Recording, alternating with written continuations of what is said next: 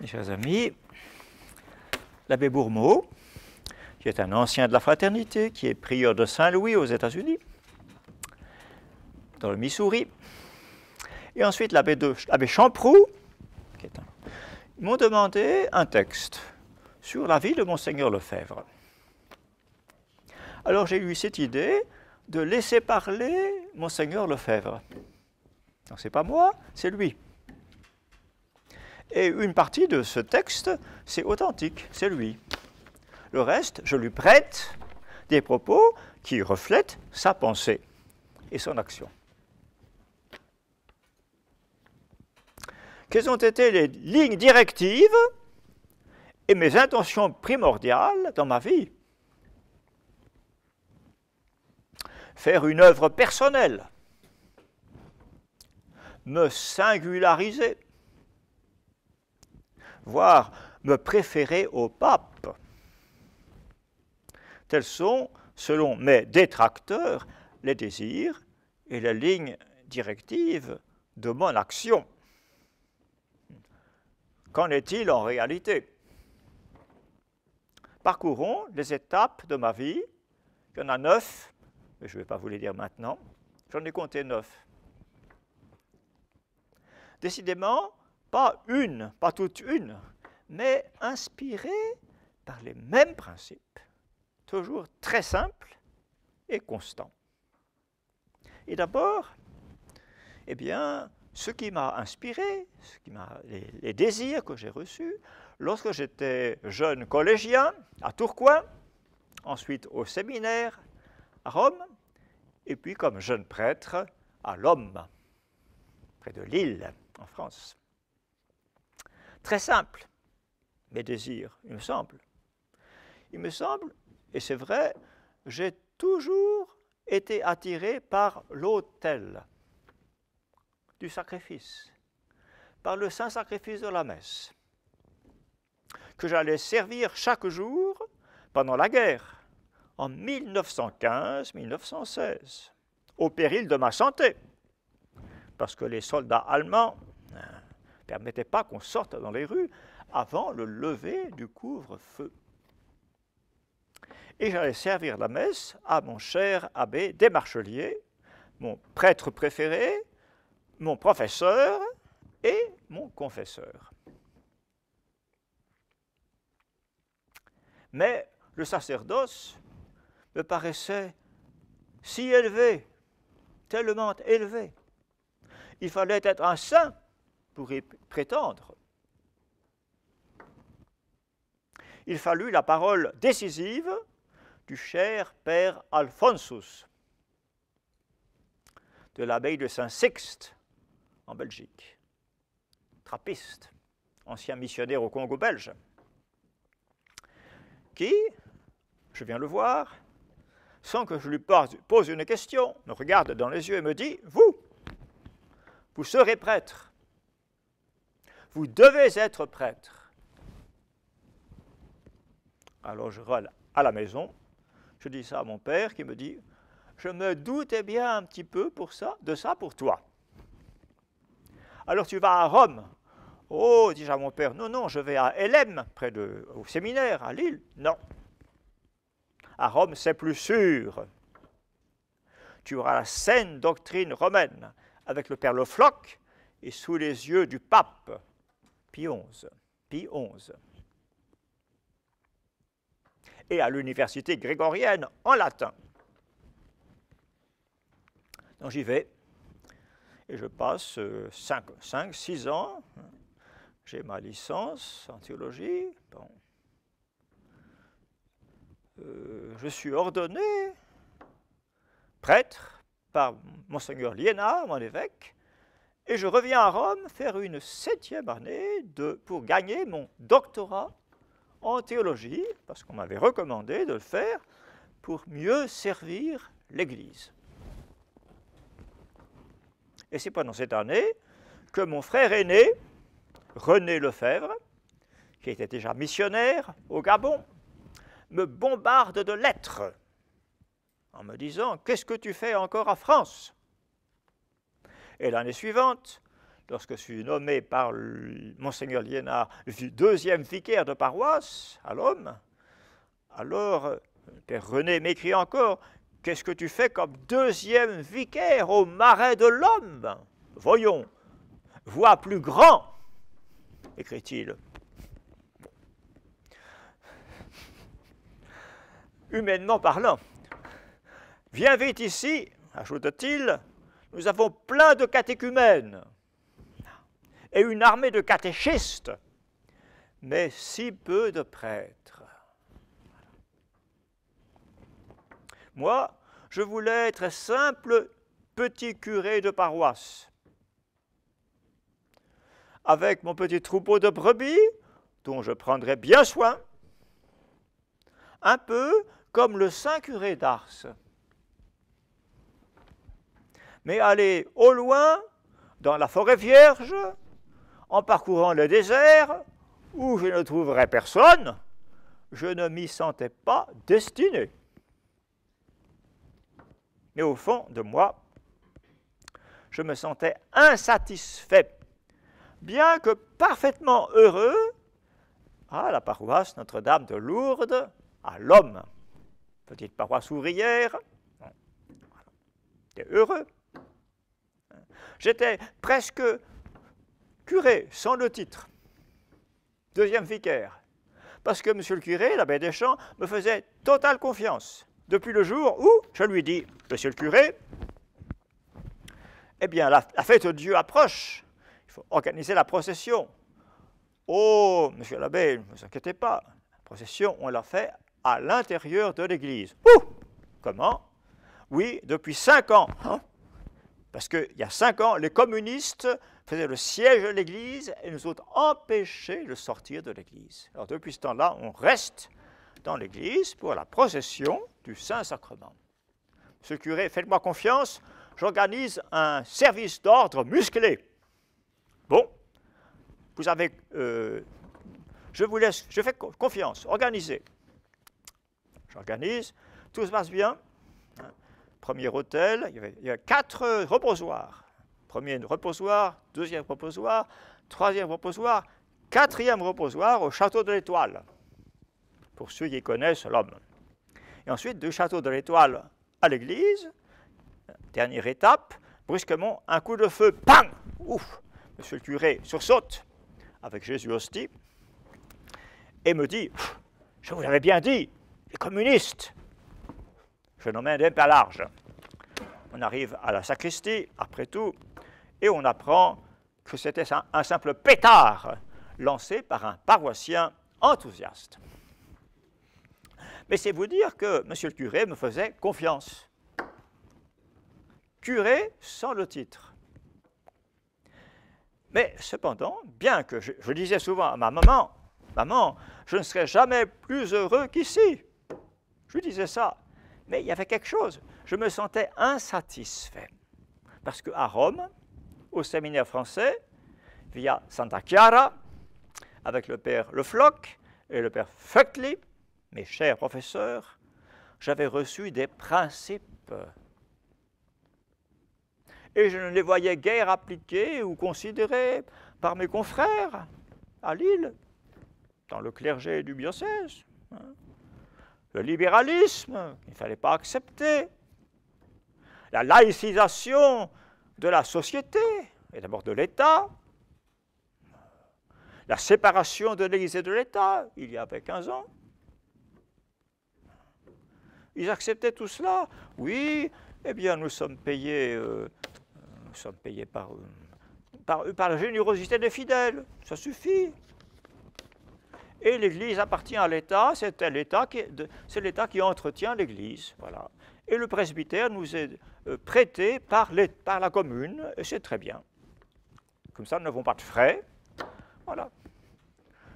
Les principes étaient ignorés. C'est grave.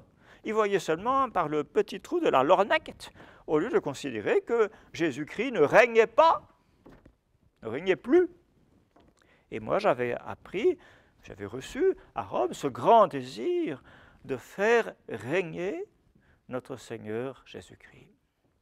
Pas seulement dans les âmes, mais dans la société, dans la cité, par le saint sacrifice de la messe, profession publique de la royauté de notre Seigneur Jésus-Christ, royauté sur la société, puisque, comme dit la Sainte Écriture, regnavit alignio Deus, Dieu règne par le bois de la croix. J'ai toujours eu le désir, toujours, de faire des sociétés catholiques, depuis mon séminaire. Alors, vous voyez, en France, à Lille, c'était pas ça. Alors, je me suis dit, pourquoi pas l'Afrique? Là, j'aurais des païens qui se convertissent, une jeune chrétienté pleine d'enthousiasme, avec des catéchistes, prêts à se sacrifier. Et c'est vrai, ces catéchistes-là, souvent allaient loin de leur origine, et puis ils recevaient un petit pécule de rien du tout, et souvent ils étaient empoisonnés par les féticheurs. Ils mouraient martyrs de la foi. J'en ai connu plusieurs. Alors je me suis dit, eh bien l'Afrique, allons à l'Afrique. Et en Afrique, je me donnerai davantage. C'est cette conviction qui a fait de moi un missionnaire, membre de la congrégation du Saint-Esprit sous l'invocation du cœur immaculé de Marie. Et en septembre 1931, je débarque du Foucault, le paquebot, au port de Libreville, au Gabon. Le Foucault.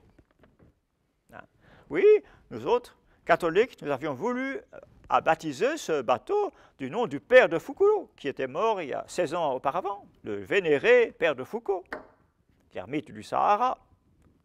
C-A-U-L-D. Mais les francs-maçons ont dit non, C-A-U-L-T.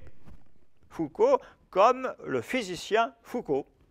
Voilà, le tour de passe-passe des francs-maçons. Vous voyez leur malice. Alors je débarque du Foucault, au port de Libreville, accueilli à bras ouverts par Monseigneur Tardy, mon évêque.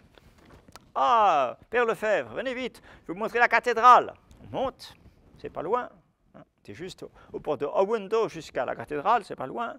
On monte la colline et on voit cette petite église blanche, toute blanche et toute petite, avec son petit clocher qui commence à s'élever. Et on entre à l'intérieur avec les belles fresques du père, je ne sais plus comment il s'appelait, Rigaud, quelque chose comme ça, de tous les saints de France, martyrs, confesseurs et vierges. Ensuite, il me dit, maintenant, cher père, on va voir le séminaire. Bon, ce séminaire. Alors, ce gros bâtiment en bois, ça tremble un peu quand il y a un peu du vent. Bon, oui. N'oubliez pas ce que je vous ai dit à Mortain, au noviciat, à Orly, quand je suis venu l'an dernier, Père Lefebvre. Oh, Seigneur, oui, je vous ai dit, puisque vous êtes docteur en philosophie et en théologie, j'ai l'intention de vous nommer professeur dans mon séminaire. Oh là là, c'est ce que je ne voulais surtout pas, l'enseignement, être professeur de séminaire. Mais j'ai dû obéir. Divine providence. J'ai obéi, et bien sûr, c'était la divine providence.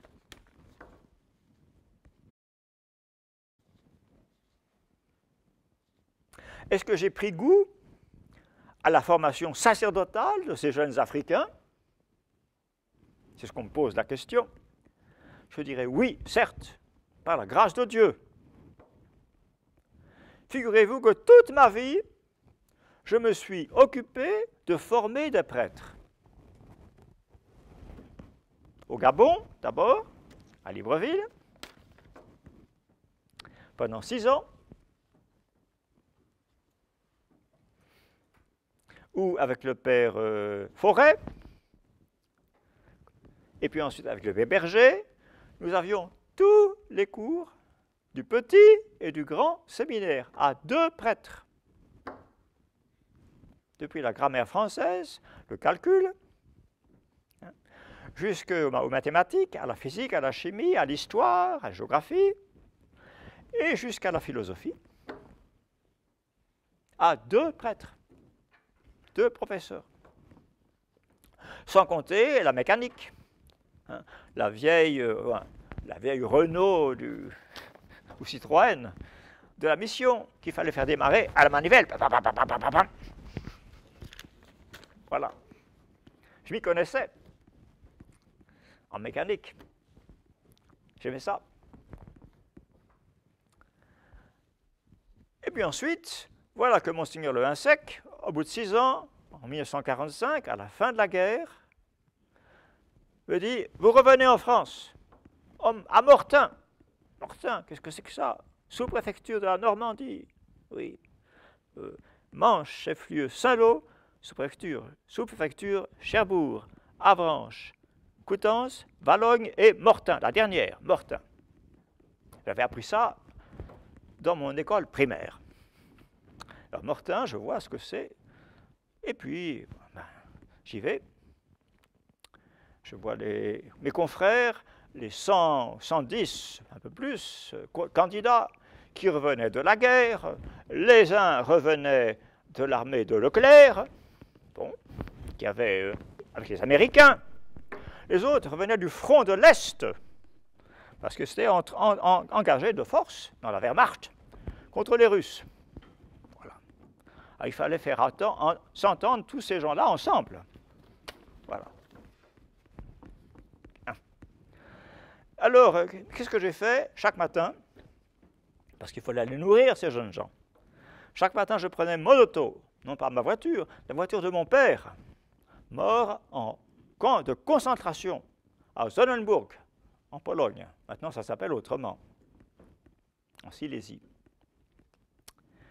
Parce que condamné à mort à Berlin par Hitler, il avait été gracié et banni, bannissement, en Pologne, là-bas, et qui est mort en 1944, avant la libération, avant la fin de la guerre. Mon père est mort quelques mois avant la fin de la guerre. Voilà.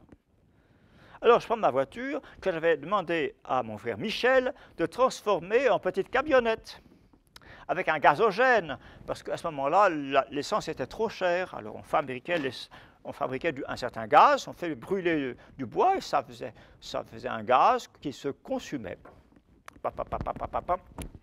Et avec cette petite camionnette improvisée, je parcourais la campagne normande, ravagée par la guerre. Bon. Et surtout les fermes, pour collecter, en demandant la charité chrétienne à toutes ces familles qui avaient été éprouvées par la guerre. Certaines fermes avaient été détruites. D'autres avaient été labourées par les obus. Quelquefois, on trouvait une vieille chaussure militaire avec des os à l'intérieur. Des carcasses de tanks ou de panzers encore abandonnées. Bon. Bref, c'était pas ça. Je demandais à ces gens-là, s'il vous plaît, donnez-moi un peu de beurre, un peu de lait, du camembert, pour mes séminaristes, de la viande, pommes de terre. Et voilà, je rentrais. Et ils savaient que je les aimais, parce que je prenais soin d'eux. Alors à ce moment-là, les bons principes que j'avais reçus à Rome, passaient. J'arrivais à les faire passer à ces jeunes gens complètement imbus de communisme, de société sans classe, hein, voilà, sans patron ni ouvrier, sans chef ni subordonné. Hein. Le mythe communiste, bon, le mythe. Alors je leur expliquais la saine doctrine sociale de l'Église. Il fallait des chefs, qui soient des pères. Bon. Mais ils sentaient que je les aimais, et alors ça marchait très bien. Je leur trouvais des couvertures, on crevait de froid cet hiver-là, 45-46. Je leur trouvais des vitres même, pour boucher toutes les vitres qui avaient été cassées par les bombardements. Et donc les bons principes de notre Seigneur et de l'Église passaient. Voilà comment je les ai formés. Et ensuite, à Dakar, brusquement, un coup de téléphone m'appelle. C'est le super général qui veut vous parler. Bon, allô, monseigneur Le Insec? Oui, monseigneur, à vos ordres.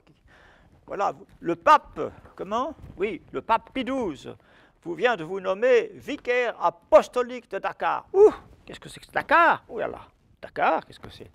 Dakar, c'est l'islam. Bon, voilà. Alors j'accepte, bien sûr, je suis sacré évêque par mon évêque, monseigneur Liénard, et j'arrive à Dakar, et une des premières choses à faire, c'est de voir que mon séminaire, ça ne marchait pas. C'était à Palmarin, au bord de la mer, mais il faisait une chaleur épouvantable, avec une humidité suprême, et les pauvres séminaristes ne travaillaient pas. C'est trop chaud. Ici, c'est trop froid. Pas dehors. Alors, j'ai déclaré, eh bien, on va changer l'emplacement du séminaire. Et je retrouve dans le désert, aux portes de Dakar, c'est presque un désert, à Sébikotane, un oasis de verdure qui était à vendre, un grand terrain. J'ai pu même y faire construire le Carmel après. Et je fais construire le séminaire.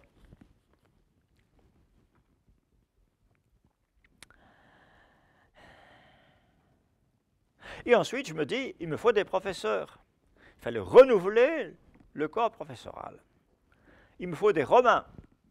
Et à Mortain, j'avais signalé à monseigneur Le Insec, le supérieur général des Spiritains, monseigneur, je vous recommande le père Morvan, le père Fourmont et le père Bourdelais. Envoyez-les à Rome pour qu'ils poursuivent leurs études après la fin de leurs études. Ils étaient allés à Rome et ils me reviennent et je les réclame alors à Dakar. Monseigneur, l'insecte toujours, maintenant envoyez-moi à Dakar les pères Morvan, Fourmont et Bourdelais, que j'appréciais beaucoup. Et ainsi, j'avais un séminaire romain. Bon, du moins je l'espérais. Et je venais souvent, malgré ma charge de délégué apostolique, qui faisait voyager dans toute l'Afrique, jusqu'à Rome, je venais souvent visiter mon séminaire, encourager mes futurs prêtres à travailler, bien sûr, et puis surtout à mener une vie spirituelle, véritable, à chercher l'union à Dieu et à notre Seigneur Jésus-Christ. Et j'espère que ce ne fut pas en vain. Les années passèrent et vint le Concile Vatican II, que j'ai appelé ma troisième guerre. J'ai connu 3 guerres mondiales. Première guerre mondiale, où mon père était espion au service du gouvernement français. Deuxième guerre mondiale, où mon père était prisonnier en Pologne, et moi, il y avait des problèmes au Gabon, parce que le commandant Leclerc, envoyé par le général de Gaulle, est venu occuper le Gabon. Donc, il y a eu des combats fratricides entre les Français. Voilà. Mais enfin, le Concile Vatican II, c'est ma 3e guerre mondiale. Ce que c'est, pour moi, c'était la crise du sacerdoce. Ce que je voyais surtout à la veille du Concile. Comme supérieur général, élu en 62, donc de 62, c'était juste au début du Concile, je dois voyager partout. Et je vois la perte des vertus chrétiennes, la chasteté, la modestie chrétienne, la soutane aux orties, et puis la perte du sens de leur sacerdoce. C'est un prêtre d'abord fait pour la prière, l'homme de Dieu, qui supplie Dieu pour son peuple. Le prêtre immolé avec Jésus-Christ, qui offre la victime du calvaire sur l'autel. Tout cela était perdu, se perdait. Je voyais surtout cela. Et puis, pendant le concile, c'était tout qui était démoli. Bien sûr, le célibat sacerdotal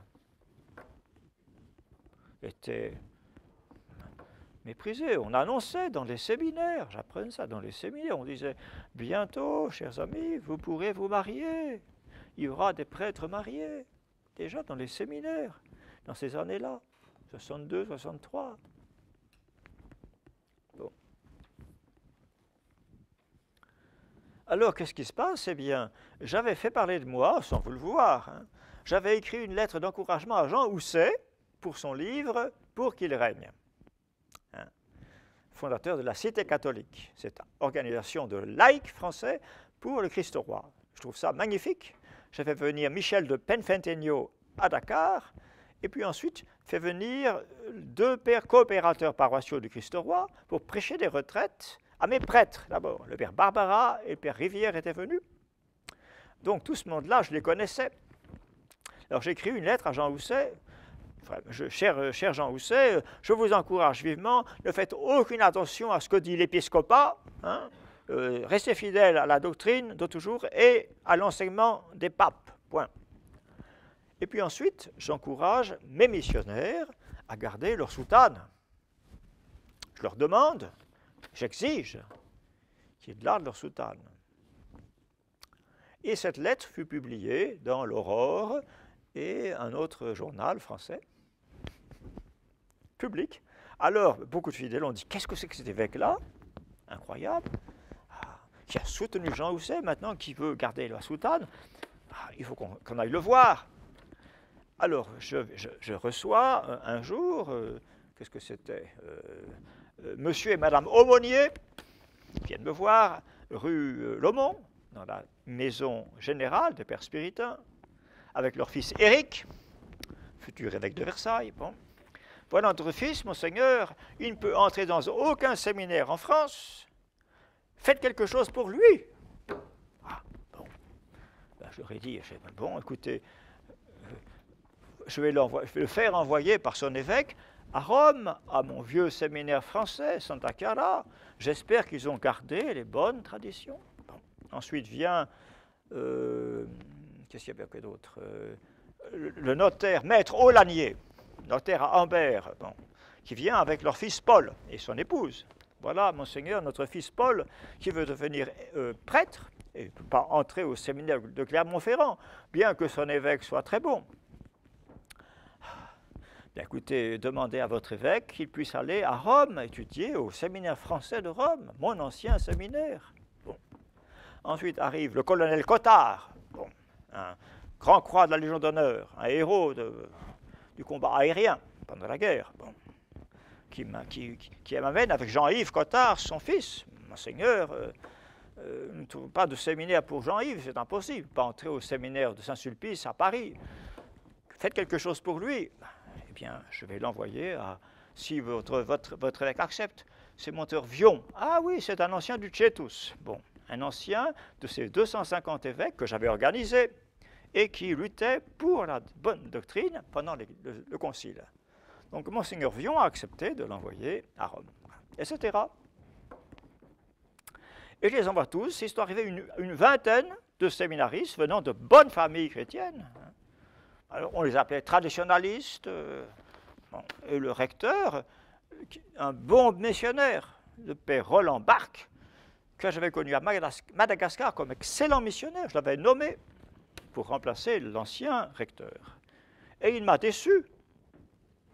Il m'a trompé. Un jour, il convoque l'un après l'autre ces séminaristes que j'avais envoyés. Vous, mon cher ami Aumônier, bon, il faut quand même que vous changiez un peu vos manières pour pouvoir rester au séminaire.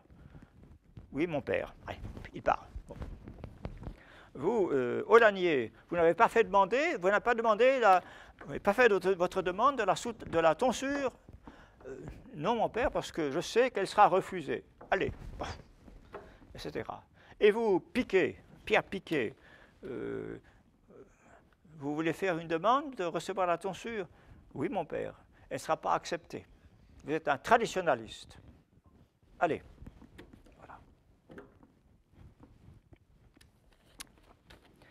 Alors, ils viennent, chaque fois que je passe à Rome, pendant le concile, ils viennent me voir en secret. Dans le bureau de Reazioni, c'était une revue, plus ou moins traditionnelle à Rome. Alors, ils me disent, Monseigneur, faites quelque chose pour nous. Alors, vous voyez, chaque fois, ce même appel que j'entendais. Faites quelque chose pour nous.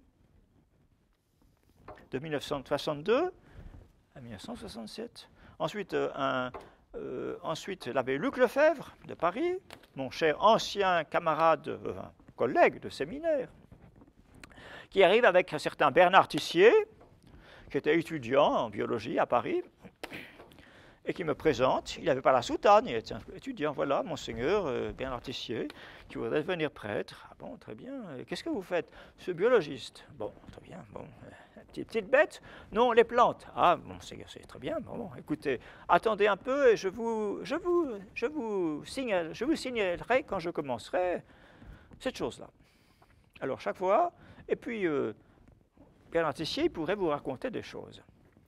Il vous dirait, par exemple, que bien, il allait de son domicile, carrefour de l'Odéon, boulevard Saint-Germain, jusqu'à l'université, la faculté des sciences à Paris. Et chaque fois, il voyait une vieille église sur la droite, là. Il entrait par une porte latérale dans cette église, dont il ignorait le nom. Et il allait prier à la Sainte Vierge, à son autel, surmonté de l'inscription Marie, reine du clergé. Oh, tiens, voilà. Et il disait à la Sainte Vierge, ô Sainte Vierge, dans 10 ans, qu'est-ce que je vais devenir? J'aimerais tellement devenir prêtre. Dans 10 ans. 67, 77, vous voyez, 77, c'était la prise de Saint-Nicolas. 10 ans après, paf. Alors, Monseigneur Lefebvre nous dit ça, nous dit, bon, écoutez, attendez un peu, je vais voir si je ne peux pas faire quelque chose par moi-même. Il fallait que je fasse quelque chose. Alors, autre question. Est-ce que j'ai répondu convenablement à ces appels au secours? Faites quelque chose pour nous, qui étaient comme des signes de la providence. Eh bien, je vous dirais, au début, je me suis dit, donc, je veux les envoyer à Rome, et puis voilà. Ils auront une bonne formation, ils seront ordonnés prêtres. À ce moment-là, il n'y avait pas encore le nouveau rite, il n'y avait pas encore la nouvelle messe, c'était encore l'ordination traditionnelle. Bon. Et puis voilà, ils iront dans leur diocèse, ils seront un signe de contradiction dans leur diocèse, mais enfin. Et puis, peu à peu, j'ai compris que même dans mon séminaire à Rome, dont j'étais le responsable, eh bien, ce n'était pas saint Thomas, ce n'était pas la saine doctrine. Mais je ne voulais pas encore m'engager moi-même. Je me dis, pourquoi pas à Fribourg? On m'a parlé de l'université de Fribourg, où les pères dominicains sont restés fidèles à saint Thomas. Pourquoi pas les envoyer à Fribourg? Et puis après, on leur trouverait un évêque pour les ordres, les saints ordres, avec l'accord de leur évêque diocésain. Voilà. C'est ainsi que Pierre Piquet et un autre sont venus à Fribourg. Alors, je vais quand même voir l'évêque de Fribourg, Monseigneur François Charrière, que je connaissais depuis le Sénégal. Il me dit, ah, Monseigneur Lefebvre, quel bon vent vous mène. Ah, je me souviens encore de la fameuse cérémonie de bénédiction de l'église de Fatick que vous m'avez demandé de faire pour récompenser nos catholiques fribourgeois et suisses de leur générosité pour la construction de cette mission de Fatick. Oui. Et puis je me souviens que l'après-midi, nous avions les baptêmes, 150 baptêmes, n'est-ce pas, Monseigneur? Oui, 3 files. Un pour vous, Monseigneur Lefebvre, un pour Monseigneur Guibert, votre évêque auxiliaire, et puis une file pour moi, donc 50 chacun. Chacun 50 baptêmes. Alors je me souviens de ça. Bon, alors qu'est-ce que vous voulez? Voilà, eh bien écoutez, je connais plusieurs jeunes gens qui voudrait faire des études de théologie pour devenir prêtre, bon, et qui pourrait étudier à l'université de Fribourg. Je leur préparerai une maison, quelque chose pour qu'ils soient ensemble. Est-ce que vous accepteriez cela? Oh oui, très bien, monseigneur. Faites. Vous voyez, la prudence, ma prudence. Je n'ai pas parlé de séminaire, je ne veux pas effrayer monseigneur Charrière. Hein. Voilà. Une maison pour étudiants en théologie ou en philosophie et en théologie. Il me dit, oui, faites. Bon. Ensuite, j'allais, mais je lui dis aussi, mais je pourrais aussi les envoyer dans votre séminaire, monseigneur. Oh, vous savez, la doctrine n'y est pas sûre, monseigneur. Allez plutôt voir au séminaire interdiocésain, au Salésianum. J'y vais. Le directeur me dit, monseigneur, ici, ce n'est pas un séminaire, il n'y a pas de règlement, c'est un foyer d'étudiants. Ah, voilà. J'ai dit, bon, très bien. Que faire? Que faire? Quand, eh bien, le professeur Bernard Failly, mon ami, m'écrit, hein, me donne un rendez-vous le 5 juin dans son appartement à Fribourg. Bernard Failly, professeur d'histoire au Collège de France avant la guerre, condamné aux travaux forcés à perpétuité, le pauvre, il était infirme. Il avait la coxalgie, il ne pouvait pas marcher sans une canne. Condamné aux travaux forcés par les tribunaux d'exception du général de Gaulle. Voilà. Alors, il s'est échappé. Au cours d'un séjour à l'hôpital d'Angers, une infirmière se présente, vêtue comme une infirmière, avec la Croix-Rouge, là, très bien, qui prend le bras du professeur. On fait une petite promenade dans le jardin, monsieur le professeur. Oui, très bien, très bien. On arrive à la porte du jardin, monsieur le professeur, une auto est là, prenez place. Et l'infirmière s'esquive, disparaît, et le professeur file dans une voiture. Voilà. Bon, les étapes de son évasion ne sont pas connues, mais on sait qu'il va pas. On m'a dit qu'il a passé la loi à Valorbe avec une soutane, en bénissant les douaniers. Les douaniers suisses étaient protestants en principe. Bon, voilà. Et il trouve refuge à Fribourg, où ses amis leur donnent un magnifique appartement, grand rue à Fribourg, avec une de pierre de taille du XVIIIe siècle, dont on dominait toute la vallée de la Sarine, le fleuve qui passe à Fribourg. Et là, donc, le 6 juin, le 5 juin, je me trouve là, avec mes deux séminaristes, le père Piquet, l'abbé Piquet, et l'abbé Aulagnier, Paul Aulagnier, qui était là de passage. Nous allons au rendez-vous où je trouve le professeur Failly, je trouve le père Marie-Dominique Philippe, dominicain, professeur de philosophie à l'université de Fribourg. Je trouve Dom Bernard Kaul, père abbé du monastère cistercien d'Hauterive, aux portes de Fribourg, et puis M. Braillard, chef de service au département de l'instruction publique de l'État de Fribourg. Des hommes capables, qui tous me disent, monseigneur, regardez ces séminaristes, là, il est facile, vous voyez, faites quelque chose pour eux, faites-vous. J'ai dit, oulala, j'ai dit, mais j'ai déjà fait quelque chose. Je les ai envoyés à Rome. Ensuite, j'en ai envoyé 2 à Fribourg. Bon. Faites quelque chose. Je faisais le lourd. Je traînais les pieds. Mais intérieurement, je me sentais impérieusement poussé à transmettre, moi, à de futurs prêtres, l'héritage de Santa Chiara. Mais je ne voulais pas m'engager. Je résistais. L'héritage de Santa Chiara, la saine doctrine romaine, jointe à la sainteté de vie du prêtre, source de son apostolat. Alors je leur dis, bon, j'étais acculé au pied du mur, le père Philippe me serre la main, me baise l'anneau avec frénésie et dévotion, me dit, Monseigneur, même nous-mêmes, professeurs, nous espérons que vos séminaristes nous soutiennent ceux qui résistent encore avec saint Thomas à l'université.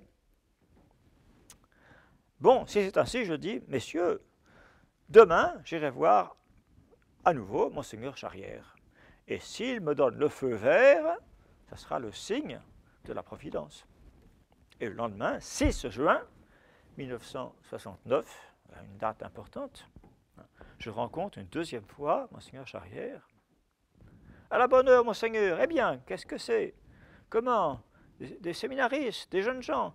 Eh bien, Monseigneur, trouvez une maison à Fribourg. Et puis, occupez-vous d'eux. Puis ils iront avoir les cours à l'université. Très bien. Voilà. C'est tout. Je trouvais, en juillet 69, 2 appartements à louer à la maison, au foyer Don Bosco, des Pères Salésiens, au bout du boulevard de Pérol, à l'extrémité de Fribourg, rue de Marly. 2 appartements, des chambres individuelles pour les séminaristes, un bureau pour moi, un local pour se réunir. Je leur ai même acheté quelques disques de musique sacrée. Et puis quelques livres. Et puis je me disais, ben voilà, je vais trouver un bon prêtre pour se charger d'eux, pour diriger la maison. Alors, je téléphone au père X, je ne me souviens plus son nom, je téléphone à Issoudun, au missionnaire du Sacré-Cœur, fondé par le père Chevalier, à Issoudun, Notre-Dame du Sacré-Cœur. Ah, est-ce que le père X, vous pouvez lui parler? Ah, mon père, oui, mais vous savez, je suis très occupé par mes biographies de nos martyrs. Et puis je suis vieux et fatigué, mais alors je regrette, mon père, Monseigneur, mais je n'ai pas le courage de venir. Bon, très bien, mon père, entendu. Ah, qu'est-ce que je vais faire? Il y a encore un excellent jésuite à Lyon. Bon, j'ai encore oublié son nom. Je lui écris, alors il me répond. Mon père, Monseigneur, non, vraiment, j'ai peur. Mes supérieurs n'ont pas accepté, j'ai peur de venir. Alors je lui réponds, eh bien, mon père, ne venez pas. Et j'ai compris que c'est le bon Dieu qui voulait que je m'engage, que moi-même, comme directeur de ce séminaire. La Providence voulait autre chose.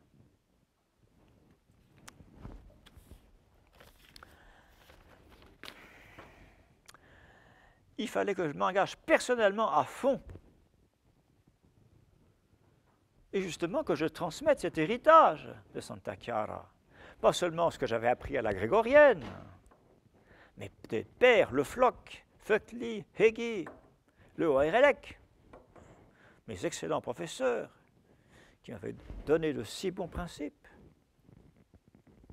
Ah ben, bon, je reste, et je dis à Monseigneur Charrière, Monseigneur, voulez-vous approuver même par écrit cette fondation? Je l'appelais Convict International Saint-Pédis. Convict, convictum en latin. C'est comme ça à Rome. Convictum, ce n'est pas tout à fait un séminaire, mais presque. Je ne voulais pas dire séminaire. C'était un séminaire, mais bon, parce que la vie de communauté était réduite, vu que j'étais souvent absent. Alors, il me dit oui par écrit. Approbation écrite du Convict International Saint-Pédis pour la préparation de futurs prêtres. Voilà. Il ne me restait plus qu'à rédiger le règlement du séminaire. Je m'inspirais du règlement du père Le Floch de Rome et aussi du droit canon. Et je rédigeais le directoire. 5 ou 6 pages. Ça fait une vingtaine de numéros. Je trouvais que ça suffisait. J'ai regardé beaucoup de règles de congrégation. D'abord, je ne voulais pas une congrégation. J'ai appelé ça fraternité sacerdotale. Parce que j'estimais que ces jeunes gens, ces séminaristes, devaient se considérer comme les fils d'un même père. Voilà. Et devaient considérer le recteur, le directeur, comme leur père. un rapport de paternité, qui signifie une affection et une charité paternelle et filiale. Voilà. Voilà. Ensuite, sacerdotal. Bon, ça veut dire le sacerdoce et rien que cela, tout ce qui prépare au sacerdoce et tout ce qui suit le sacerdoce. Fraternité. Il y avait des fraternités sacerdotales dans les diocèses qui se réunissaient, de bons prêtres, une fois par mois pour discuter théologie. Le père Berthaud avait fait ça à Pont-Calec. Et puis il y avait la congrégation de la fraternité sacerdotale. C'était une congrégation fondée par un père canadien qui se chargeait des prêtres âgés et infirmes. J'ai dit non, non, non, c'est pas ça. Il faut que je forme des prêtres jeunes. Ensuite, ils seront âgés et infirmes. Voilà. Saint Pie X, parce que c'était le pape canonisé, le dernier pape canonisé, qui avait lutté contre le libéralisme, souffert du modernisme, condamné le modernisme et surtout, qui s'était occupé des prêtres. Il avait écrit une magnifique exhortation au clergé catholique, Erent Animo. Il venait chaque jour à son bureau, invitait le cardinal secrétaire d'État, Méry Delval. Tenez, monseigneur, je vais vous lire la page suivante de mon écrit. Qu'est-ce que vous en pensez? Méry Delval pouvait faire ses observations au pape. Voilà. Et donc, jour par jour, il a rédigé cette exhortation apostolique insurpassée. Pie XI et Pie XII ont écrit, mais ça ne dépasse pas ce que Saint Pie X a écrit. Voilà, fraternité, ça donne Saint Pie X. Et bon, c'était mon intention, mais d'abord c'était le convict de Saint Pie X. Donc, règlement du séminaire. Et bon, voilà. Et donc, le 13 octobre, j'invitais les candidats à venir le samedi 13 octobre. C'était un samedi d'octobre. Je n'ai pas fait attention que c'était la fête de Notre-Dame de Fatima. Mais c'était la fête de Notre-Dame de Fatima, le jour du grand miracle du soleil. Coïncidence, quoi, providentielle. Mais vous voyez, ce qui m'a poussé, c'est surtout les événements, le besoin, la nécessité de ces jeunes gens, le cas de nécessité des candidats au sacerdoce. C'est ça qui m'a mené. Je n'ai jamais rien fait de moi-même. J'ai été poussé ou tiré par les événements. Et il se fait que je me suis trouvé là, au bon moment, pour commencer une aventure dont je n'osais penser le succès. Dernière question. Est-ce que j'ai répondu à ce que le bon Dieu voulait de moi? Quelquefois, je me le dis, mon Dieu va me dire, Marcel, qu'est-ce que tu as fait de ton épiscopat? Voilà. Eh bien, je me suis efforcé à répondre à ce que le bon Dieu voulait de moi. Et le bon Dieu a béni ma correspondance à sa grâce. Je savais que nous allions avoir à combattre pour la foi, pour transmettre le sacerdoce catholique tel que notre Seigneur Jésus-Christ l'avait institué, il avait donné à ses apôtres, et tel que les apôtres et leurs successeurs l'avaient transmis à l'Église jusqu'à maintenant, dans sa pureté doctrinale et sa charité missionnaire. J'avais entrevu cela dans un rêve que le bon Dieu m'avait fait voir à Dakar. Oh, je pense que c'était vers 1959. Pendant l'été, j'étais là, à genoux à mon prie-Dieu, pendant la messe célébrée par un prêtre, un de mes prêtres dans la cathédrale de Dakar. Et j'avais demandé, comme dans beaucoup de diocèses, que pendant 5 dimanches de suite, pour préparer la fête le jour natal du curé d'Ars, qui avait été canonisé quand même par Pie XI. Et j'avais assisté à sa canonisation.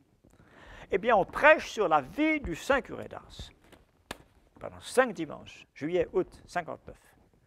Et je sais que beaucoup de jeunes gens avaient été attirés au sacerdoce par cette prédication. Et alors c'est là que, il me semble, que là, Dieu m'a fait entrevoir, simplement, transmettre le sacerdoce. Non seulement le sacerdoce, mais l'esprit immuable du sacerdoce, le sacrifice du prêtre, pour le règne de notre Seigneur Jésus-Christ. Comme disait le père Feucli, à nous, au séminaire français, le sacrifice du prêtre pour le règne de notre Seigneur Jésus-Christ. Alors, je me suis donné à cette mission, persuadé que c'était la volonté du bon Dieu. Dieu soit béni pour ces ineffables inspirations et pour le soutien que cette œuvre a reçu immédiatement de nombreux bienfaiteurs, visiblement envoyés par le bon Dieu. Lady Kinnoul,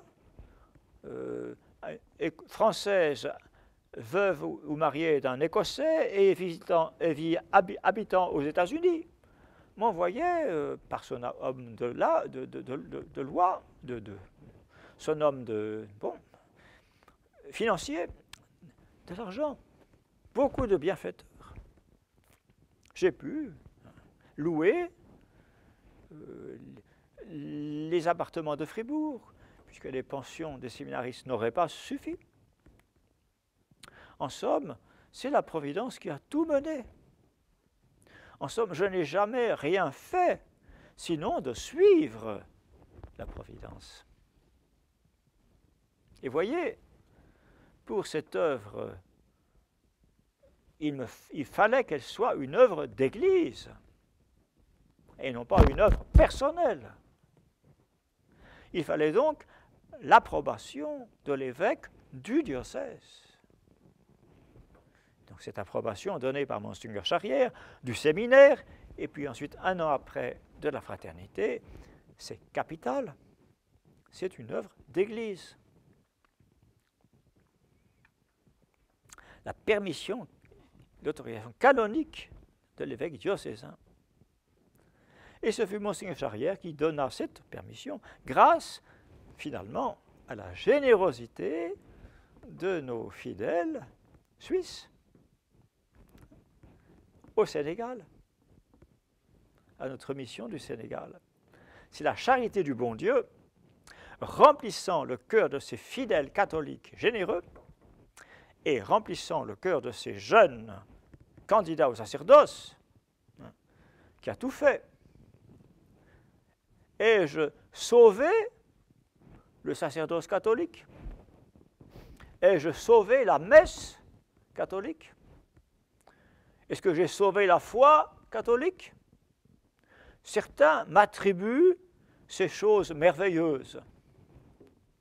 Et vous voyez, je n'y suis pour rien.